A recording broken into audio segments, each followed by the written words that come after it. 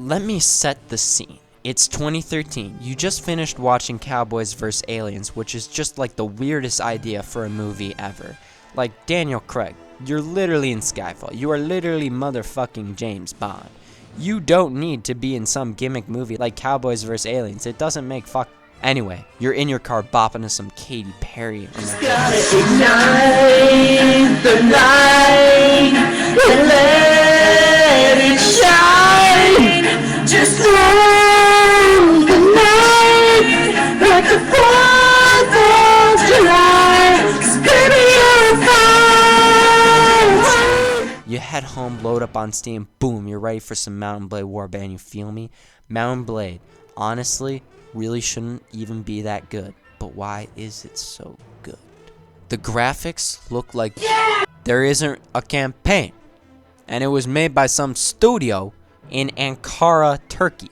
That's right, the capital of the country that was named after the flightless bird chicken thing that is often associated with Thanksgiving, where turkeys are massacred by the millions for the enjoyment of Americans who like to post videos about how much weight they gain, which honestly I'm not going to complain about that much. So with all this in mind, why isn't Mount & Blade just some random indie game that never made it and was destined to just be in the depths? God, we are not going to do this again.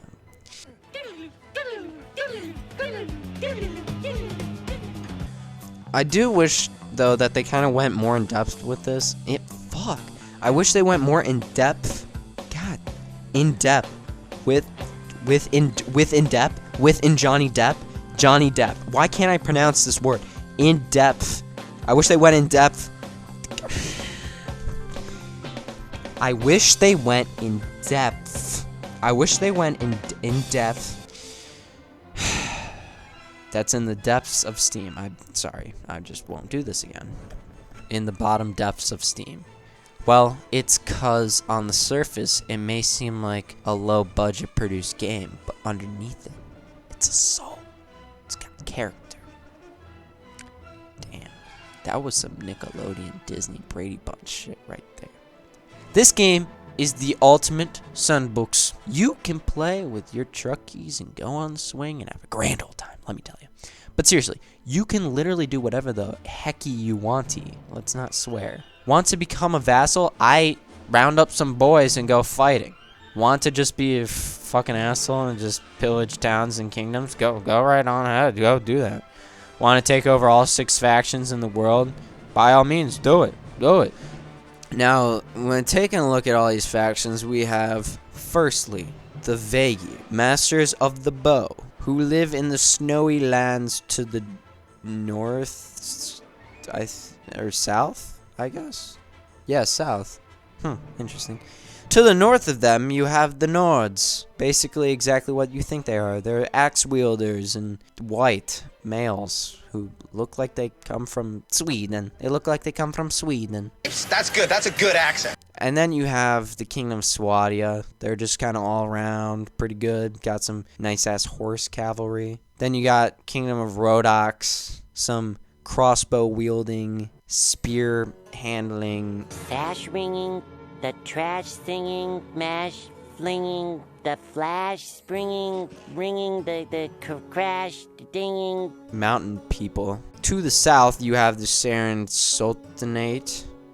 They're like Egypt, I guess. I don't really know what their specialty is. They just kind of chill in the desert. Saracens are kind of garbage. Like, they're just kind of ass. Fucking because shit. their archers can be outclassed by Why are they long even range. Unfortunately, it's still, but we'll get more to write home about it later. Weak second tier troops. So then Brittany was all like, "You a stupid ass whore," and I was like, "No, you're a fucking bitch." Stinky poo. And then you have probably the coolest in my opinion, the Kyrgyz Khanate. Basically the Mongols. These men have horse archers, and they're so good. So good. So good. I got you.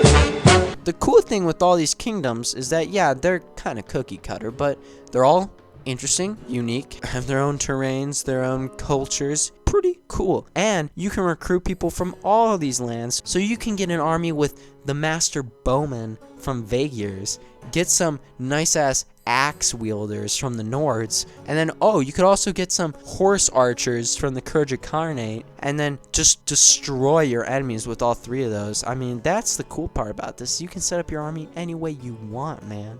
Plus, you can set up your character in any other way. It's like an RPG. You can make your dude totally charismatic, You can make your dude like the master of diplomacy, master of trade, a master horse archer, sword wielder, whatever you want, man. You can just do whatever. The world of Calradia, which is the world in the game, is open for you to do whatever the heck you want. You don't even want to rule any lands? Okay, just fight in tournaments and just beat people with a stick. Yeah. Or maybe just be like the police of Calradia and just go after bandits roaming in the forests. Whatever you want to do, just do it, man. The gameplay. We have to talk about the gameplay. It is silky smooth. Silk trade route smooth. I'm talking Marco Polo from Italy all the way to China Silk Road smooth. That's how smooth it is. You don't need to be some Mordhau, For Honor, Renaissance Fair sword wielder. All you need to do is just learn the basics. You take your mouse, you click the left button on the mouse. There's only 2 buttons, so you click the left one, and you move your mouse in the direction that you want to attack. Very simple. Very simple. The thing with this is it's easy for people to grasp, but you also have to master it. It's not something where if you play an experienced player, you're not probably going to win, because it does take some mastering and getting used to get all of it down. But for the most part, you can just go on and fight some poopy butts. This game doesn't try to do too much, and that's why it's so goddamn good. A game doesn't need all this needless dialogue where all these bitch-ass characters throw you obstacles in your way. In Mount & Blade, you don't have no Preston Garvey giving you another settlement to defend. This game doesn't hold your hand like a helicopter parent and say, okay, remember to look both ways when crossing the street. Tailworlds is like the cool dad who's just like, fuck off, kid, I don't care what you do. Yeah, sure, have a couple beers and go for a joyride. Who gives a shit? What I'm trying to say is, literally the game's just like, alright, yeah, you completed the 5-minute tutorial, which you can do in like 1 second. Go do your thing. Go do it. Now, if you're playing this for the first time, you might have like no idea what you're doing and just be like, am I supposed to be doing something? But then you quickly realize, oh shit, I can just do whatever the heck I want. This is pretty cool. There is no main quest or storyline to follow. You make the main quest and the storyline to follow. Because of this, the game is as timeless as Mariah Carey, All I Want for Christmas Is You, bitch. Every time I come back to this game, I'm always super excited for the next adventure. I'm not saying that sarcastically. I'm actually genuinely saying that. Or if I'm, bored with vanilla, then I'll throw in some chocolate syrup in the form of Napoleonic Wars DLC.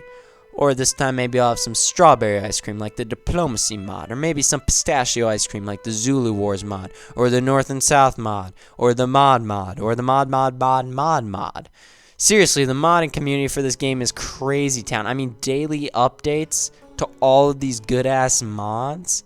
You'll be like, oh my god, my gumballs, when you see the vast array of mods this game has. Just go onto your local web browser, type in www.moddb.com, search in Mount & Blade Warband, and boom.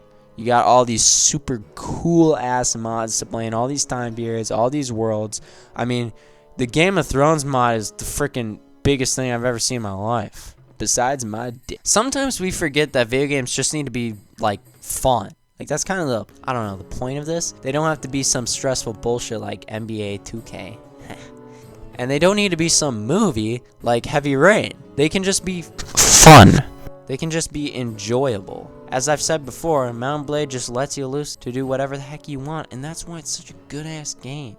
Still waiting for Bannerlord though. Can we pick that up a little bit? Like, where is my Bannerlord at? The game looks like it's close. Like, I keep seeing pictures every week and I'm like, alright, this looks like it's good to go. Why is it not released yet? Come on.